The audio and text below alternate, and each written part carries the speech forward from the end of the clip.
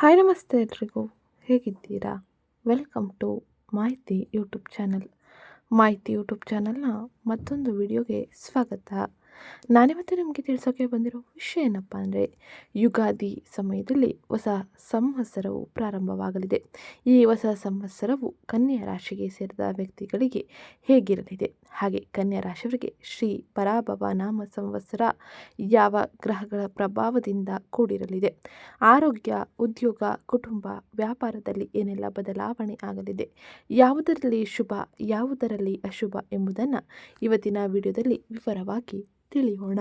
ಅದಕ್ಕಿಂತ ಮುಂಚೆ ಯಾರೇನೂ ಚಾನಲ್ಗೆ ಸಬ್ಸ್ಕ್ರೈಬ್ ಮಾಡ್ಕೊಂಡಿಲ್ಲ, ಚಾನಲ್ಗೆ ಸಬ್ಸ್ಕ್ರೈಬ್ ಮಾಡ್ಕೊಳ್ಳಿ. ವಿಡಿಯೋಗೊಂದು ಲೈಕ್ ಮಾಡೋದನ್ನ ಮರ್ತಿದ್ರೆ ವಿಡಿಯೋಗೊಂದು ಲೈಕ್ ಮಾಡಿ. ಹಾಗೆ ಈ ವಿಡಿಯೋನ ನಿಮ್ಮ ಕುಟುಂಬದವರಿಗೆ, ಸ್ನೇಹಿತರಿಗೆ ಮತ್ತು ಕನ್ಯಾ ರಾಶಿಗೆ ಸೇರಿದ ವ್ಯಕ್ತಿಗಳಿಗೆ ಶೇರ್ ಮಾಡಿ. ಹಾಗೆ ಇವತ್ತಿನ ವಿಡಿಯೋ ಕಮೆಂಟ್ ಬಾಕ್ಸ್ನಲ್ಲಿ ಓಂ ಗುರುದೇವಾಯ ನಮಃ, ಮಹಾಲಕ್ಷ್ಮೀ ನಮಃ ಎಂಬ ಕಮೆಂಟ್ ಮಾಡಿ. ಇಂದು ಪಂಚಾಂಗದ ಪ್ರಕಾರ ಹೊಸ ವರ್ಷವು 2026ರ ಮಾರ್ಚ್ 19ರಂದು ಪ್ರಾರಂಭವಾಗಿದೆ. ಯುಗಾದಿ 2026ರ ಪಂಚಾಂಗದಲ್ಲಿ ಶ್ರೀ ಪರಾಭವ ನಾಮ ಸಂವತ್ಸರದ ಆರಂಭವನ್ನು ಸೂಚಿಸಲಾಗಿದೆ.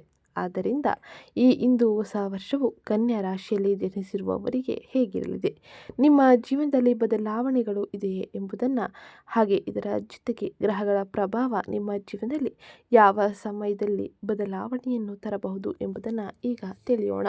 ಹಾಗೆ ಈ ಸಮಯದಲ್ಲಿ ನೀವು ಯಾವ ರೀತಿಯ ಸರಳ ಜ್ಯೋತಿಷ್ಯ ಪರಿಹಾರವನ್ನು ಅನುಸರಿಸಬೇಕು, ಯಾವ ಪರಿಹಾರವನ್ನು ಅನುಸರಿಸಿದರೆ ಏನೆಲ್ಲ ಬದಲಾವಣೆಯು ನಿಮ್ಮ ಜೀವನದಲ್ಲಿ ಆಗಲಿದೆ ಎಂದು ಈಗ ನೋಡೋಣ. ಮೊದಲಿಗೆ ಕನ್ಯಾ ರಾಶಿಗೆ ಸೇರಿದ ವ್ಯಕ್ತಿಗಳಿಗೆ ಗ್ರಹ ಗೋಚಾರ ಫಲಿತಾಂಶ ಹೇಗಿರಲಿದೆ ಎಂದು ನೋಡೋಣ. ಕನ್ಯಾ ರಾಶಿಯವರಿಗೆ ಹೊಸ ಪರಾಭವ ಸಂವತ್ಸರವು ಯಶಸ್ಸು, ಕಠಿಣ ಪರಿಶ್ರಮ ಮತ್ತು ಬಹುಕಾಲದ ಆಸೆಗಳನ್ನು ಈಡೇರಿಸುವ ಸಮಯವಾಗಿರಲಿದೆ. ನೀವು ಎರಡು ಪ್ರಬಲವಾದ ಬೆಳವಣಿಗೆ ಸಂಚಾರಗಳಿಂದ ಶುಭ ಫಲಿತಾಂಶವನ್ನು ಪಡೆಯುತ್ತೀರಿ. 6ನೇ ಮನೆಯಲ್ಲಿ ರಾಹು ಶತ್ರುಗಳು, ರೋಗಗಳು, ಸಾಲಗಳ ನಾಶ ಬಹುತೇಕ ಸಮಯದಲ್ಲಿ ಮಾಡಲಿದ್ದಾನೆ. ಹಾಗೆ ಗುರು ಮೊದಲು 10ನೇ ಮನೆಯಲ್ಲಿ, ನಂತರ 11ನೇ ಮನೆಯಲ್ಲಿ ಉಚ್ಚ ಸ್ಥಿತಿಯಲ್ಲಿ ತನ್ನ ಸಂಚಾರವನ್ನು ಮಾಡಲಿದ್ದಾನೆ. ವೃತ್ತಿಯಲ್ಲಿ ಲಾಭಗಳು ಇರಲಿದೆ. ಹಾಗೆ ಈ ಸಮಯದಲ್ಲಿ ಅನೇಕ ರೀತಿಯ ಬದಲಾವಣೆಯನ್ನು ಗುರುವಿನ ಅನುಗ್ರಹದಿಂದಾಗಿ ಪಡೆಯಬಹುದು. ಅದೇ ಸಮಯದಲ್ಲಿ ನೀವು ಕಂಟಕ ಶನಿಯ ಪ್ರಭಾವದಿಂದಾಗಿ ನೀವು ಅನೇಕ ರೀತಿಯ ಸಮಸ್ಯೆಗಳನ್ನು ಕೂಡ ಎದುರಿಸಬೇಕಾಗಿರಲಿದೆ. ನಿಮ್ಮ 7ನೇ ಮನೆಯಲ್ಲಿ ಸಂಚರಿಸುತ್ತಿರುವ ಶನಿಯಿಂದಾಗಿ ಸಂಬಂಧಗಳು, ಮದುವೆ, ಪಾಲುದಾರಿಕೆಗಳು ಪರೀಕ್ಷಿಸಲಾಗಿದೆ. ನೀವು ಶಿಸ್ತು, ಮಾನಸಿಕ ಪ್ರಬುದ್ಧತೆಯಿಂದ ಕೆಲಸ ಮಾಡಿದರೆ ಇದು ನಿಮ್ಮ ಜೀವನದಲ್ಲಿ ಅತ್ಯಂತ ಲಾಭದಾಯಕ ಸಮಯವಾಗಿರಲಿದೆ. ಹಾಗಾದರೆ ಗ್ರಹ ಗೋಚಾರ ಫಲಿತಾಂಶ ನಿಮಗೆ ಏನನ್ನು ಸೂಚಿಸಲಿದೆ ಎಂದು ಈಗ ನೋಡೋಣ. ಮೊದಲಿಗೆ ಆರಂಭದಲ್ಲಿ ಗುರು 10ನೇ ಮನೆಯಲ್ಲಿ ಅಂದರೆ ಮಿಥುನ ರಾಶಿಯಲ್ಲಿ ತನ್ನ ಸಂಚಾರವನ್ನು ಮಾಡುತ್ತಿದ್ದು, ಕರ್ಮದ ಸ್ಥಾನದಲ್ಲಿ ಗುರುವಿನ ಸಂಚಾರದಿಂದಾಗಿ ನೀವು ವೃತ್ತಿ ಜೀವನಕ್ಕೆ ಹೆಚ್ಚಿನ ಸಹಕಾರವನ್ನು ಪಡೆಯಲಿದ್ದೀರಿ. ಹೊಸ ಜವಾಬ್ದಾರಿಗಳು, ಬಡ್ತಿಗಳು, ಉದ್ಯೋಗ ಬದಲಾವಣೆ ಮತ್ತು ಮನ್ನಣೆ ಬಲವಾಗಿ ಸೂಚಿಸಲಿದೆ. ಅನೇಕ ಕನ್ಯಾ ರಾಶಿಯವರು ನಾಯಕತ್ವದ ಪಾತ್ರವನ್ನು ಅಥವಾ ತಮ್ಮ ವಿಶ್ಲೇಷಣಾತ್ಮಕ ಸೇವಾ ಮನೋಭಾವ ಸ್ವಭಾವವನ್ನು ಬಳಸುವ ಪಾತ್ರವನ್ನು ವಹಿಸುತ್ತಾರೆ. ಜೂನ್ 2ರಿಂದ ಅಕ್ಟೋಬರ್ 30ರವರೆಗೂ ಗುರು ತನ್ನ ಉಚ್ಚ ರಾಶಿಯಾದ ಕರ್ಕಾಟಕ ರಾಶಿಯಲ್ಲಿ ತನ್ನ ಸಂಚಾರವನ್ನು ಮಾಡುವುದರಿಂದಾಗಿ ನಿಮ್ಮ 11ನೇ ಮನೆ ಲಾಭದ ಸ್ಥಾನವನ್ನು ಗುರುವಿನ ಪ್ರವೇಶದಿಂದಾಗಿ ಇದು ನಿಮಗೆ ಸುವರ್ಣ ಕಾಲವಾಗಿರಲಿದೆ. 11ನೇ ಮನೆಯಲ್ಲಿ ಉಚ್ಚ ಗುರು ಅದ್ಭುತವಾದ ಧನ ಯೋಗ ಮತ್ತು ಲಾಭ ಯೋಗಗಳನ್ನು ತರುತ್ತಾನೆ. ಲಾಭಗಳು ಬಹುಕಾಲದ ಆಸೆಗಳನ್ನು ಪೂರೈಸುತ್ತದೆ. ನೆಟ್ವರ್ಕ್ಗಳು, ಹಿರಿಯರಿಂದ ಬಲವಾದ ಬೆಂಬಲ ಹಾಗೂ ಬಲವಾದ ಆರ್ಥಿಕ ಬೆಳವಣಿಗೆಯನ್ನು ಇದು ಭರವಸೆ ನೀಡುತ್ತದೆ. ಇದು ಸರಿಯಾದ ಸಮಯವಾಗಿರಲಿದೆ ನಿಮ್ಮ ಮಾರ್ಗದರ್ಶನವನ್ನು ನೀವು ಪಡೆಯಲು. ರಾಹು ಕುಂಭ ರಾಶಿಯಲ್ಲಿ ತನ್ನ ಸಂಚಾರವನ್ನು ಮಾಡುತ್ತಿದ್ದು, ನಿಮ್ಮ 6ನೇ ಮನೆಯಲ್ಲಿ ಡಿಸೆಂಬರ್ 6, 2026ರವರೆಗೂ ರಾಹುವಿನ ಸಂಚಾರ ಇರಲಿದೆ. ರಾಹು ಈ ಸಮಯದಲ್ಲಿ ಶತ್ರುಗಳ ಮೇಲೆ ವಿಜಯ, ಸಾಲಗಳಿಂದ ಮುಕ್ತಿ, ಕೋರ್ಟ್ ಕೇಸುಗಳು, ಆಫೀಸ್, ರಾಜಕೀಯ, ಸ್ಪರ್ಧಾತ್ಮಕ ಪರೀಕ್ಷೆಗೆ ಸೇರಿದಂತೆ ಸ್ಪರ್ಧೆಗಳಲ್ಲಿ ಗೆಲ್ಲುವ ಅತ್ಯುತ್ತಮ ಸ್ಥಾನದಲ್ಲಿ ಒಂದಾಗಿದೆ. ಇದು ಎದುರು ನಿಂತು ಹೋರಾಡಿ ಗೆಲ್ಲುವ ಧೈರ್ಯ ಮತ್ತು ಅತ್ಯಂತ ಅತ್ಯಂತ ಹೆಚ್ಚಿನ ಶಕ್ತಿಯನ್ನು ನಿಮಗೆ ನೀಡಲಿದೆ. ಆದರೆ ಶನಿ ನಿಮ್ಮ 7ನೇ ಮನೆಯಾದ ಮೀನ ರಾಶಿಯಲ್ಲಿ ಕಂಟಕ ಶನಿಯಾಗಿ ತನ್ನ ಸಂಚಾರವನ್ನು ಮಾಡುವುದರಿಂದಾಗಿ ಈ ಸಮಯದಲ್ಲಿ ಮದುವೆ, ದೀರ್ಘಕಾಲೀನ ಸಂಬಂಧಗಳು, ವ್ಯಾಪಾರ, ಪಾಲುದಾರಿಕೆಗಳಲ್ಲಿ ಕಠಿಣ ಪರಿಶ್ರಮವನ್ನು ಕೇಳಲಿದೆ.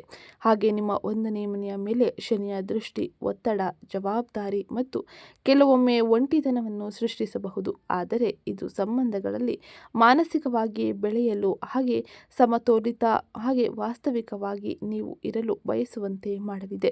ಇನ್ನು 12ನೇ ಮನೆಯಾದ ಸಿಂಹ ರಾಶಿಯಲ್ಲಿ ಕೇತುವಿನ ಸಂಚಾರ ಇರುವುದರಿಂದಾಗಿ ಆಧ್ಯಾತ್ಮಿಕ ಬೆಳವಣಿಗೆ, ಆಂತರಿಕ ವೈರಾಗ್ಯ, ಕೆಲವೊಮ್ಮೆ ವಿದೇಶಿ ಪ್ರಯಾಣ ಅಥವಾ ಏಕಾಂತ ಅನುಭವವನ್ನು ಪ್ರೋತ್ಸಾಹಿಸುತ್ತಾನೆ. ಅಕ್ಟೋಬರ್ 31ರಿಂದ ಗುರು ಸಿಂಹ ರಾಶಿಗೆ ಅಂದರೆ ನಿಮ್ಮ 12ನೇ ಮನೆಗೆ ಪ್ರವೇಶಿಸಿದಾಗ ಗುರುವು ಕೇತುವಿನೊಂದಿಗೆ ಸೇರುತ್ತಾನೆ.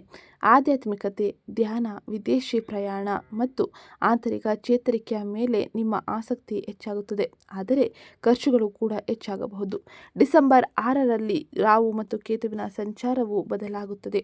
ಈ ಸಮಯದಲ್ಲಿ ಕೇತು ನಿಮ್ಮ 11ನೇ ಮನೆಯಾದ ಕರ್ಕಾಟಕ ರಾಶಿಗೆ, ರಾಹು ಮಕರ ರಾಶಿಗೆ ತನ್ನ ಪ್ರವೇಶವನ್ನು ಪಡೆಯಲಿದ್ದಾರೆ. ಈ ಸಮಯದಲ್ಲಿ ನೀವು ಶಕ್ತಿಶಾಲಿ ಲಾಭದ ಸಮಯವನ್ನು ಮುಗಿಸುತ್ತದೆ. 2027ರಲ್ಲಿ ಮಕ್ಕಳು, ಸೃಜನಶೀಲತೆ ಮತ್ತು ನಿಮ್ಮ ಸಾಮಾಜಿಕ ವಲಯಕ್ಕೆ ಸಂಬಂಧಿಸಿದ ಹೊಸ ಅಂಶಗಳನ್ನು ಪಡೆಯಲಿದ್ದೀರಿ. 10ನೇ ಮತ್ತು 11ನೇ ಮನೆಯಲ್ಲಿ ಗುರುವಿನ ಕಾರಣದಿಂದಾಗಿ ಬಲವಾದ ವೃತ್ತಿ ಜೀವನ ಲಾಭಗಳು ಇರಲಿದೆ. 6ನೇ ಮನೆಯಲ್ಲಿ ರಾಹುವಿನಿಂದಾಗಿ ಶತ್ರುಗಳು, ಸ್ಪರ್ಧೆಗಳು ಮತ್ತು ಸಾಲಗಳ ಮೇಲೆ ವಿಜಯ ಸಿಗಲಿದೆ. 7ನೇ ಮನೆಯಲ್ಲಿ ಕಂಟಕ ಶನಿಯ ಕಾರಣದಿಂದಾಗಿ ಸಂಬಂಧಗಳು, ಮದುವೆ, ಪಾಲುದಾರಿಕೆಗಳಲ್ಲಿ ಪರೀಕ್ಷೆ, ಆದರೆ ಪ್ರಬುದ್ಧತೆ ಸಿಗುವ ಅಂತ ಇದಾಗಿರಲಿದೆ. ಇನ್ನು ಕೊನೆಯಲ್ಲಿ ಗುರು ಮತ್ತು ಕೇತುವಿನ ಸಂಯೋಗದಿಂದಾಗಿ ಉತ್ತೇಜಿಸಲಿದೆ ಮನೆಯಲ್ಲಿ ಆರ್ಥಿಕ ಖರ್ಚುಗಳನ್ನು, ಆಂತರಿಕ ಚೇತರಿಕೆ, ಆಧ್ಯಾತ್ಮಿಕ ಬೆಳವಣಿಗೆ. ಹಾಗೆ ಈ ಸಮಯದಲ್ಲಿ ನಿಮಗೆ ಹೆಚ್ಚಿನ ಬದಲಾವಣೆಗಳು ಇರಲಿದೆ. ಇನ್ನು ಮುಂದಿನದ್ದಾಗಿ ಸ್ಪರ್ಧಾತ್ಮಕ ಪರೀಕ್ಷೆಗಳು, ಕಾನೂನು ವಿಷಯಗಳು ಹಾಗೆ ಶಿಸ್ತುಬದ್ಧವಾದ ಜೀವನವನ್ನು ನೀವು ಈ ಸಮಯದಲ್ಲಿ ನಡೆಸಲಿದ್ದೀರಿ. ಕನ್ಯಾ ರಾಶಿಗೆ ಸೇರಿದ ವ್ಯಕ್ತಿಗಳಿಗೆ ಈ ಸಮಯ ಅತ್ಯಂತ ಅದ್ಭುತವಾಗಿರಲಿದೆ. ಇನ್ನು ಮುಂದಿನದ್ದಾಗಿ ವೃತ್ತಿ ಮತ್ತು ವ್ಯವಹಾರಗಳು ನಿಮ್ಮ ಜೀವನದಲ್ಲಿ ಏನೆಲ್ಲ ಬದಲಾವಣೆಯನ್ನು ತರಲಿದೆ ಎಂದು ನೋಡೋಣ. ಈ ಸಮಯದಲ್ಲಿ 10ನೇ ಮನೆಯಾದ ಮಿಥುನ ರಾಶಿಯಲ್ಲಿ ಗುರುವಿನ ಸಂಚಾರ ಇರುವುದರಿಂದಾಗಿ ನೀವು ಬಹುಶಃ ಇವುಗಳನ್ನು ಕಾಣಬಹುದು. ಹೊಸ ಉದ್ಯೋಗದ ಆಫರ್ಗಳು, ಉತ್ತಮ ಸ್ಥಾನಮಾನದೊಂದಿಗೆ ನೀವು ಉದ್ಯೋಗದಲ್ಲಿ ಬದಲಾವಣೆಯನ್ನು ಪಡೆಯಲಿದ್ದೀರಿ. ಹಿರಿಯರು, ಆಡಳಿತ ಮಂಡಳಿಗೆ ಮನ್ನಣೆ ಹಾಗೆ ಪ್ರಮುಖ ಯೋಜನೆಗಳನ್ನು ನಿರ್ವಹಿಸಲು ಅಥವಾ ತಂಡಗಳನ್ನು ಮುನ್ನಡೆಸುವ ಅವಕಾಶಗಳನ್ನು ಪಡೆಯಲಿದ್ದೀರಿ. ನಿಮ್ಮ ಕೌಶಲ್ಯಗಳು, ವಿಶೇಷವಾಗಿ ವಿಶ್ಲೇಷಣಾತ್ಮಕ ಮತ್ತು ಸೇವಾ ಆಧಾರಿತ ಕೆಲಸಗಳಲ್ಲಿ ಹೆಚ್ಚಿನ ಮನ್ನಣೆ ಸಿಗಲಿದೆ. ಇನ್ನು 11ನೇ ಮನೆಯಲ್ಲಿ ಜೂನ್ 2ರಿಂದ ಅಕ್ಟೋಬರ್ 30ರವರೆಗೂ ಉಚ್ಚ ಗುರುವಿನ ಸಂಚಾರದಿಂದಾಗಿ ಇದು ನಿಮಗೆ ಒಂದು ಶಕ್ತಿಶಾಲಿಯ ಸಂಚಾರವಾಗಿ ಕೆಲಸ ಮಾಡಲಿದೆ. ಈ ಸಮಯದಲ್ಲಿ ಕೆರಿಯರ್ ಬೆಳವಣಿಗೆ ಹೀಗೆ ಇರಲಿದೆ. ವೇತನ ಹೆಚ್ಚಳ, ಬೋನಸ್ಗಳು, ಪ್ರೋತ್ಸಾಹಧನ ಸಿಗಲಿದೆ. ಪ್ರಭಾವಿ ವ್ಯಕ್ತಿಗಳು, ಗುರುಗಳು ಹಾಗೆ ಹಿರಿಯರಿಂದ ಬೆಂಬಲ ಸಿಗಲಿದೆ. ಉತ್ತಮ ನೆಟ್ವರ್ಕಿಂಗ್, ಉತ್ತಮ ವರ್ಗಾವಣೆ ಅಥವಾ ವೃತ್ತಿಪರ ಗುಂಪುಗಳಿಗೆ ಪ್ರವೇಶವನ್ನು ಪಡೆಯಲಿದ್ದೀರಿ. ಇನ್ನು 6ನೇ ಮನೆಯಲ್ಲಿ ರಾಹುವಿನ ಸಂಚಾರದಿಂದಾಗಿ ಒಂದು ರಹಸ್ಯ ಆಯುಧದಂತೆ ಇದು ಕೆಲಸ ಮಾಡುತ್ತದೆ. ಇದು ಸ್ಪರ್ಧೆಯನ್ನು ಎದುರಿಸಿ ಗೆಲ್ಲಲು, ಆಫೀಸ್ ರಾಜಕೀಯವನ್ನು ತಡೆದುಕೊಳ್ಳಲು, ಇತರರು ಭಯಪಡುವ ಧೈರ್ಯದ ನಿರ್ಧಾರಗಳನ್ನು ತೆಗೆದುಕೊಳ್ಳಲು ಸಹಾಯ ಮಾಡುತ್ತದೆ. ಮುಖ್ಯ ಎಚ್ಚರಿಕೆಯ ವಿಷಯವೇನೆಂದರೆ ಈ ಸಮಯದಲ್ಲಿ ನೀವು 7ನೇ ಮನೆಯಲ್ಲಿರುವ ಶನಿ ಕಂಟಕ ಶನಿಯಾಗಿ ತನ್ನ ಪ್ರಭಾವವನ್ನು ಬೀರಲಿದ್ದಾನೆ. ನಿಮ್ಮ ಕೆಲಸ ಮತ್ತು ವೈಯಕ್ತಿಕ ಜೀವನದ ಮಧ್ಯೆ ಒತ್ತಡವನ್ನು ಸೃಷ್ಟಿಸಬಹುದು. ಪಾಲುದಾರರು, ಕ್ಲೈಂಟ್ಗಳೊಂದಿಗೆ ವೈಯಕ್ತಿಕ ಒಪ್ಪಂದಗಳಿಂದ ಒತ್ತಡ ತರಬಹುದು. ಮಹತ್ವಾಕಾಂಕ್ಷೆಯ ಜೊತೆ ಕುಟುಂಬ ಜವಾಬ್ದಾರಿಗಳನ್ನು ಸಮತೋಲನಗೊಳಿಸುವುದು ಬಹು ಮುಖ್ಯವಾಗಿರಲಿದೆ.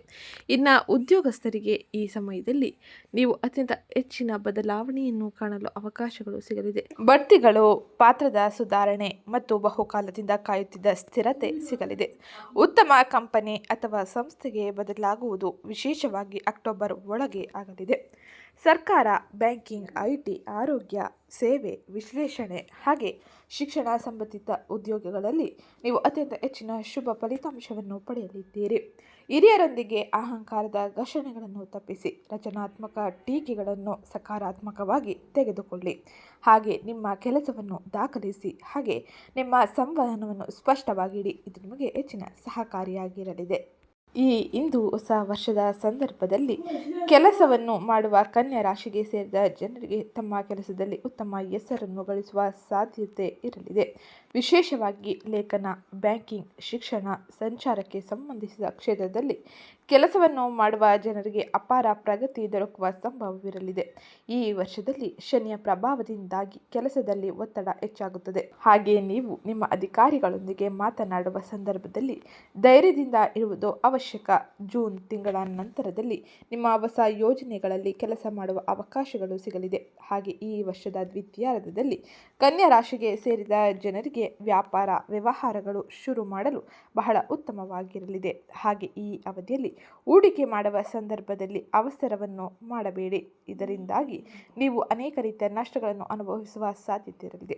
ಈ ವರ್ಷದ ಆರಂಭವು ವೃತ್ತಿ ಜೀವನಕ್ಕೆ ಸಂಬಂಧಿಸಿದಂತೆ ಸಾಕಷ್ಟು ಸಕಾರಾತ್ಮಕವಾಗಿ ಇರಲಿದೆ. ಗುರು ಗ್ರಹವು ನಿಮ್ಮ 10ನೇ ಮನೆಯಲ್ಲಿ ಚಲಿಸುವ ಕಾರಣದಿಂದಾಗಿ ಕೆಲಸದಲ್ಲಿ ಉನ್ನತ ಪದವಿ ದೊರಕುವುದರೊಂದಿಗೆ ಕೆಲಸದಲ್ಲಿ ಹೆಚ್ಚಿನ ಖ್ಯಾತಿಯನ್ನು ಪಡೆಯುವ ಯೋಗ ಇರಲಿದೆ.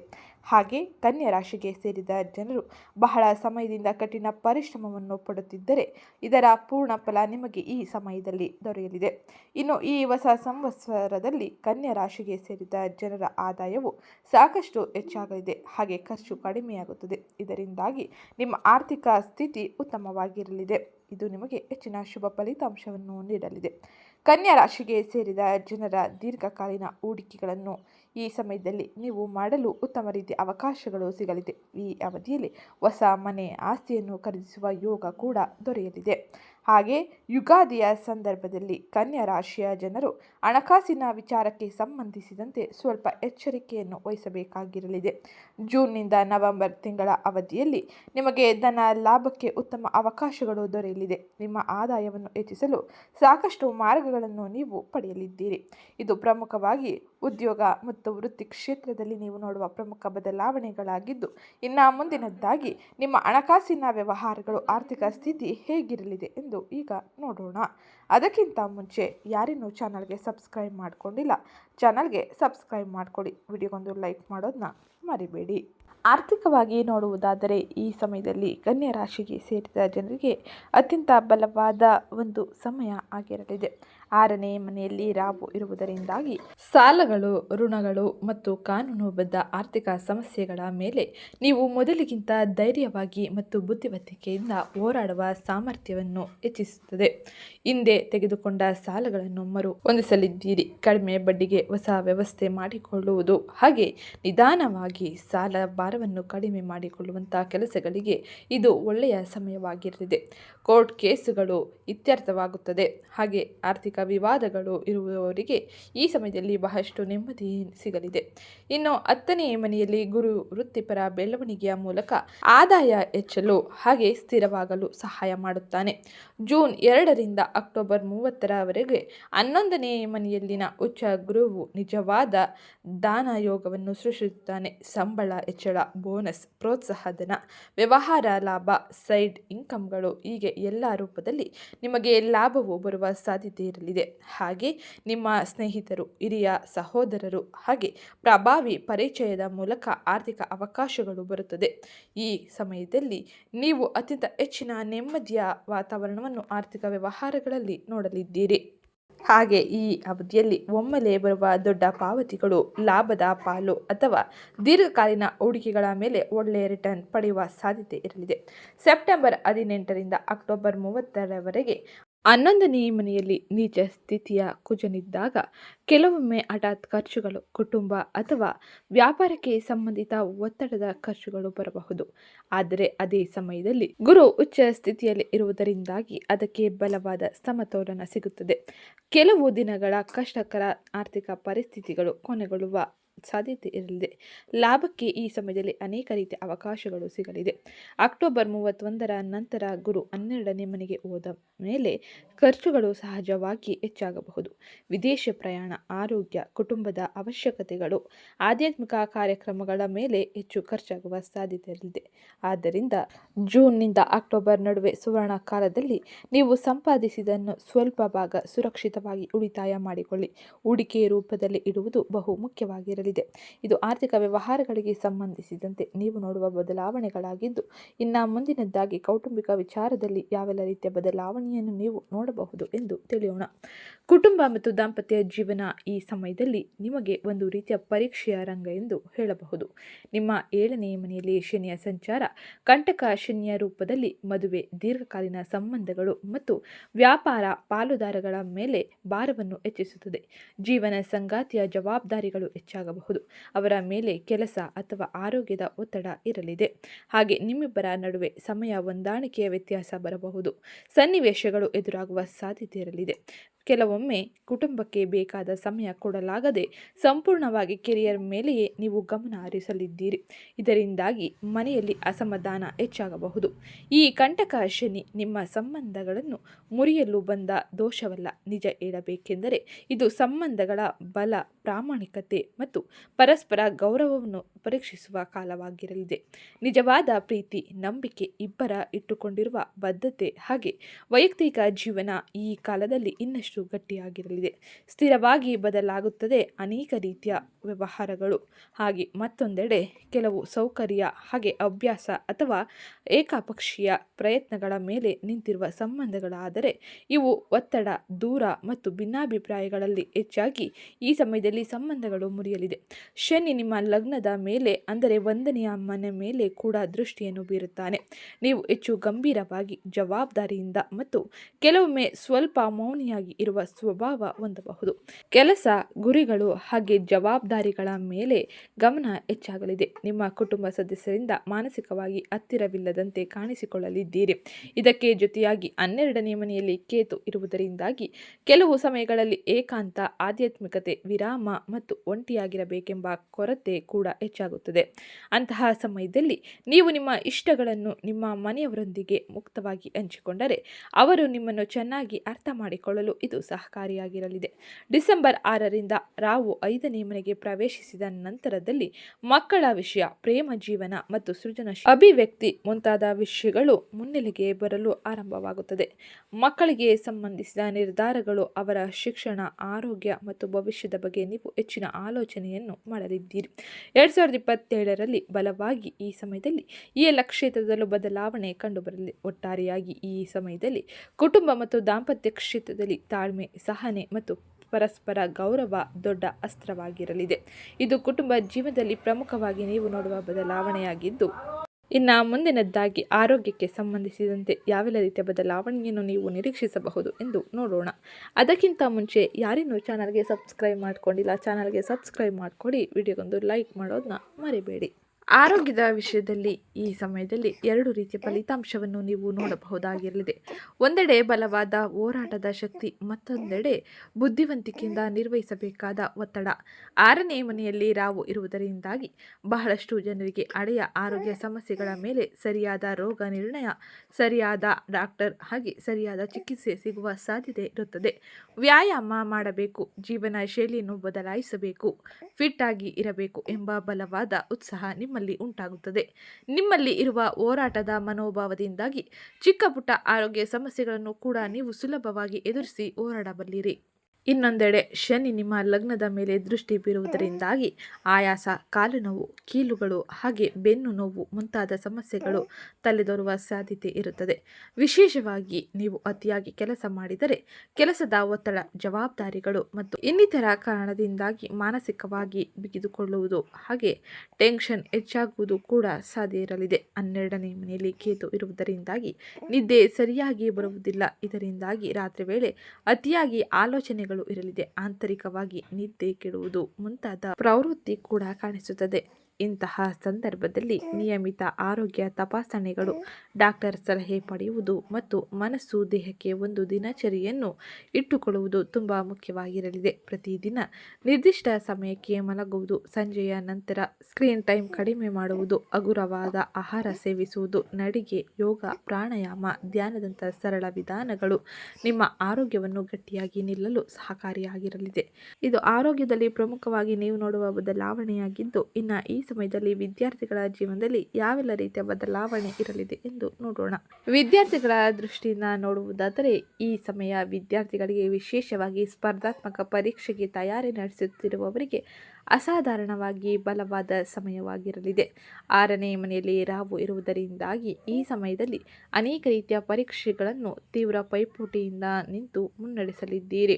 ಹಾಗೆ ಛಲ ಬಿಡದೆ ಏಕಾಗ್ರತೆ ಮತ್ತೆ ಪ್ರಯತ್ನಿಸುವ ಧೈರ್ಯವನ್ನು ಈ ಸಮಯದಲ್ಲಿ ಹೊಂದಲಿದ್ದೀರಿ. ನೀವು ಹೆಚ್ಚು ಗಂಟೆಗಳ ಕಾಲ ಓದಬೇಕೆಂದಿದ್ದರೂ ಅದಕ್ಕೆ ಅವಶ್ಯಕವಾದ ಆತ್ಮಬಲ, ದೃಷ್ಟಿ ಹಾಗೆ ಅನೇಕ ರೀತಿಯ ಅವಕಾಶಗಳನ್ನು ನೀವು ಪಡೆಯಲಿದ್ದೀರಿ. ಹೊಸ ಪ್ರಯತ್ನ ಮಾಡಲು ಇದು ಸರಿಯಾದ ಸಮಯವಾಗಿರಲಿದೆ.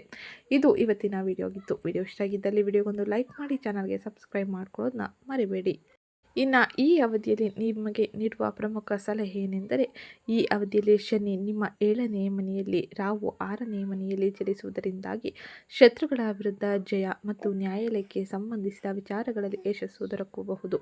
ಈ ಅವಧಿಯಲ್ಲಿ ಹಣಕಾಸಿನ ವಿಷಯವಾಗಿ ಬಹಳ ಜಾಗರೂಕರಾಗಿರಿ. ಅನಗತ್ಯ ಅಪಾಯವನ್ನು ತಪ್ಪಿಸಿ. 3ನೇದಾಗಿ ನಿಯಮಿತ ವ್ಯಾಯಾಮ, ಸಮತೋಲಿತ ಆಹಾರದ ಮೂಲಕ ಆರೋಗ್ಯಕ್ಕೆ ಹೆಚ್ಚಿನ ಆದ್ಯತೆ ನೀಡಿ. 4ನೇದಾಗಿ ತಪ್ಪು ತಿಳುವಳಿಕೆಗಳನ್ನು ದೂರ ಮಾಡಲು ಸಂಬಂಧಗಳಲ್ಲಿ ಮುಕ್ತ ಸಂವಹನವನ್ನು ಹೊಂದುವುದು ಬಹು ಮುಖ್ಯವಾಗಿರಲಿದೆ. ಇನ್ನು ಈ ಸಮಯದಲ್ಲಿ ನೀವು ತಪ್ಪದೆ ಮಾಡಬೇಕಾದ ಕೆಲ ಸರಳ ಜ್ಯೋತಿಷ್ಯ ಪರಿಹಾರವನ್ನು ನಾವು ನೋಡುವುದಾದರೆ, ಗಣಪತಿ ಪೂಜೆ ಮಾಡಿ, ಗಣೇಶನ ದೇವಾಲಯಗಳಿಗೆ ಭೇಟಿ ನೀಡಿ ಅರ್ಚನೆ ಮಾಡಿ. 2ನೇದಾಗಿ ಬಡ ವಿದ್ಯಾರ್ಥಿಗಳಿಗೆ ಬೆಂಬಲ ನೀಡಿ ಅವರಿಗೆ ಕೆಲವು ಪುಸ್ತಕಗಳು ಅಥವಾ ಇತರ ಶೈಕ್ಷಣಿಕ ವಸ್ತುಗಳನ್ನು ದಾನ ಮಾಡಿ. 3ನೇದಾಗಿ ಬುಧವಾರದಂದು ವಿಷ್ಣು ಪೂಜೆ ಮಾಡುವುದು ಉತ್ತಮವಾಗಿರಲಿದೆ. 4ನೇದಾಗಿ ಬುಧವಾರದಂದು ವಿಷ್ಣು ಸಹಸ್ರನಾಮವನ್ನು ಪಠಿಸಿ. ಹಾಗೆ ಅಡೆತಡೆಗಳನ್ನು ದೂರ ಮಾಡಿಕೊಳ್ಳಿ. ಇನ್ನು ಮುಂದಿನದ್ದಾಗಿ ಹಸಿರು ಹುಲ್ಲನ್ನು ಹಸುವಿಗೆ ತಿನ್ನಲು ನೀಡುವುದು ಉತ್ತಮವಾಗಿರಲಿದೆ. ಬಟಾಣಿಯನ್ನು ದಾನ ಮಾಡುವುದರಿಂದಾಗಿ ಬುಧ ಗ್ರಹ ಶುಭ ಫಲವನ್ನು ನೀಡಲಿದೆ. ಇನ್ನು ಮುಂದಿನದ್ದಾಗಿ ಸಂಕಷ್ಟ ಚತುರ್ಥಿಯ ದಿನ ಗರಿಕೆ ಹುಲ್ಲನ್ನು ಅರ್ಪಿಸುವ ಮೂಲಕ ಗಣಪತಿಯನ್ನು ಪೂಜಿಸುವುದು ಶುಭವನ್ನು ಉಂಟು ಮಾಡಲಿದೆ. ಇದು ಇವತ್ತಿನ ವಿಡಿಯೋ ಆಗಿತ್ತು. ವಿಡಿಯೋ ಇಷ್ಟ ಆಗಿದ್ದಲ್ಲಿ ವಿಡಿಯೋಗೊಂದು ಲೈಕ್ ಮಾಡಿ, ಚಾನಲ್ಗೆ ಸಬ್ಸ್ಕ್ರೈಬ್ ಮಾಡ್ಕೊಳ್ಳೋದನ್ನ ಮರಿಬೇಡಿ. ಹಾಗೆ ಈ ವಿಡಿಯೋನ ನಿಮ್ಮ ಕುಟುಂಬದವರಿಗೆ, ಸ್ನೇಹಿತರಿಗೆ ಮತ್ತು ಕನ್ಯಾ ರಾಶಿಗೆ ಸೇರಿದ ವ್ಯಕ್ತಿಗಳಿಗೆ ಶೇರ್ ಮಾಡಿ. ಹಾಗೆ ಇವತ್ತಿನ ವಿಡಿಯೋ ಕಮೆಂಟ್ ಬಾಕ್ಸ್ನಲ್ಲಿ ಓಂ ಗುರುದೇವಾಯ ನಮಃ, ಮಹಾಲಕ್ಷ್ಮೀ ನಮಃ ಎಂಬ ಕಮೆಂಟ್ ಮಾಡಿ. ಇದು ನಿಮಗೆ ಅತ್ಯಂತ ಹೆಚ್ಚಿನ ಶುಭ ಫಲಿತಾಂಶವನ್ನು ನಿಮ್ಮ ಜೀವನದ ವಿವಿಧ ಕ್ಷೇತ್ರಗಳಲ್ಲಿ ಪಡೆದುಕೊಳ್ಳುವಂತೆ ಮಾಡಲಿದೆ. ಸಿಗ್ತೀನಿ ನೆಕ್ಸ್ಟ್ ವಿಡಿಯೋದಲ್ಲಿ.